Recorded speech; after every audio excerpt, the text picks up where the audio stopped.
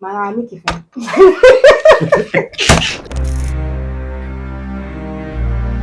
Funny how great ideas are born in the most unexpected moments. We were having a simple discussion, just a quick brief, and suddenly I slipped into counting in Yoruba numbers. Our reaction? Never! I can never understand this. That was my cue. Right there, I decided to turn the moment into a lesson. Step by step, I showed her the beauty of Yoruba numbers, how they connect rhythm, memory, and culture. And guess what? She got it. Not only did she get it, she loved it. Nítorí kìíní yẹn jẹ́ ká fi ṣe mọ́ ọ̀gbọ́n màmá yẹn máa ti tó bí ọmọ ọdún mẹ́rìnléláàádọ́rin tó bá wo irú èjì yẹn tó bá fẹ́ plan kìíní yẹn ó máa jẹ́ kí ló dé? Because I don't understand the fact that you're using Yoruba ayé àtijọ́. Kí lè ń ṣe láti sè? Èrò ni àádọ́rin 70. Okay, o fẹ́ sọ fún mi pé o understand the. Ẹ wo mi lè mọ kíní yẹn ó ti bọ́ o. No. Mo lè kọ́ ẹ. Ẹ wo ó ti bọ́. Òǹkà is simple. Ayé kí wàláì tẹ́lẹ̀ ó ti bọ́. Because I have a lot of things on my head. Oh yeah. And I can't start from people that can't from my brain want to tell me. Wà á bẹ̀rẹ̀ wà lẹ́yìn. Kí ló wá primary school? Mo ṣe mọ̀ pé òǹkà Yorùbá is the simplest. Like you can actually. Wọ́n máa ń sọ ẹ̀bùn mi ò gbà. Yorùbá lè. Yorùbá ò ní. Let me teach you. See, tí máa kọ́ ẹ ní òǹkà Yorùbá in 5-10 minutes tó o bá ti yé ẹ dìde kó máa lọ. In fact, o lè sọ pé kí n shut up. Ẹ máa jẹ nílò. So tó ń bá kọ́ ẹ tó bá mọ̀ nǹkan. Màá make it fun. Okay, let's do this. So, o ṣe àmọ́ 1 to 20. Then. Ọmọ 1 to 20. O ti try now. So now, tí wọ́n bá sọ pé 20 is ogún, okay? Yeah. 20 is ogún. Now, 30 is ọgbọ̀n. At least o mọ tens ní English. 10, 20, 30, 40. Bó o ṣe mọ̀ yẹn, nǹkan tó kàn ní láti mọ̀ ní Yorùbá ní ó tán. So now, 30 is ọgbọ̀n, okay? Now, 40 is ogójì. What is the meaning of ogójì?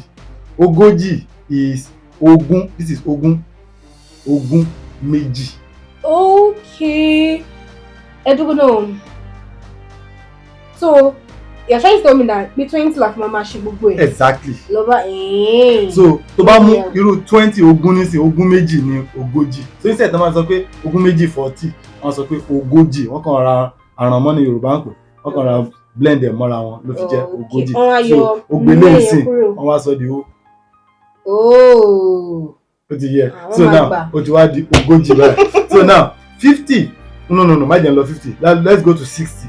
Tí 40 bá jẹ́ ogójì, ogún méjì. Ogún mélòó ló wà ní 60 ẹ̀? Ogún mẹ́ta. That's Ọgọ́ta. Ọgọ́ta, that's it. Ọgọ́ta. Okay? So now, let's go to 80. So, tí 60 bá jẹ́ ogún mẹ́ta, ọgọ́ta, what is 80 going to be? Ọgọ́rin. Ọgọ́rin, you got it. That's it. Okay. Kò jù bẹ́ẹ̀ lọ. Okay, now 90. Let's go to 100. So 20 mélòó ló wà ní 100 by? Márùn. So máa jẹ́ ọgọ́rùn. That's it. Really? That's it. Kò jù bẹ́ẹ̀ lọ. Okay, 100 is ọgọ́rùn. That's it. Ogún márùn. Ṣé mi pé mo máa rò pé bí a rí 70? So now, tá bá lọ sí, let's go to 120 now. Let's go to 120. So tí ọgọ́rùn bá jẹ́ ogún márùn. What is 120? That should be 6. Ogún lọ́nà mẹ́fà. Ogún mẹ́fà. That's ọgọ́fà. That's it. So ta ló sọ pé o lè mọ kíní. Now let's go to the 50 now. Àìkẹ́jú mo ra míkì kankan mọ́. It's this simple now, abi. Now let's look at 50.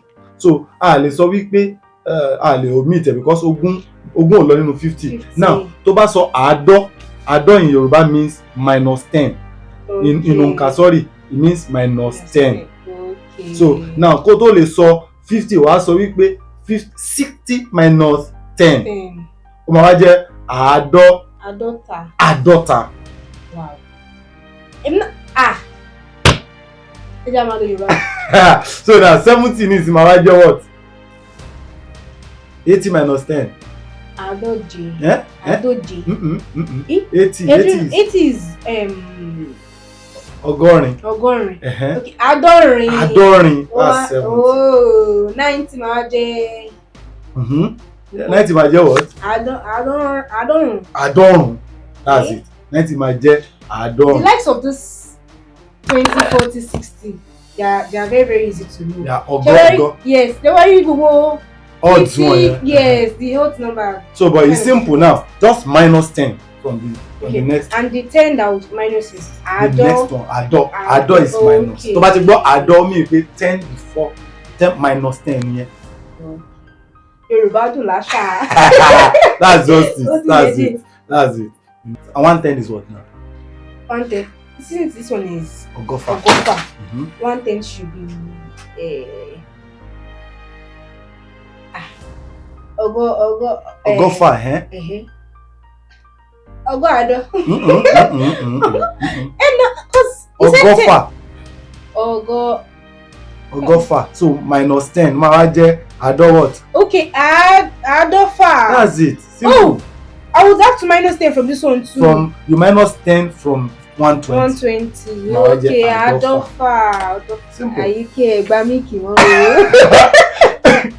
Máa gbó kàmí padà. Nǹkan ẹ̀wọ̀ wọ́n ní ẹ̀rẹ̀ tó bá wọ ní ẹ̀kọ́ ni kò sí jáde wọ́n tó ṣe bí òwe lọ́nà. Ayé o. Ayé.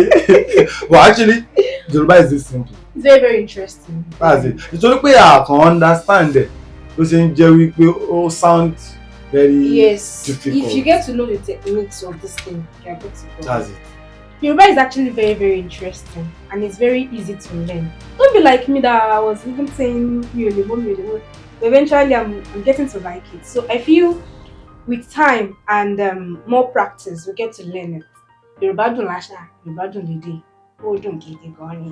Okay, so Chairman, we pay a lot of people run away from it because of the way it sounds. The simple trick is that you just have to understand the formula.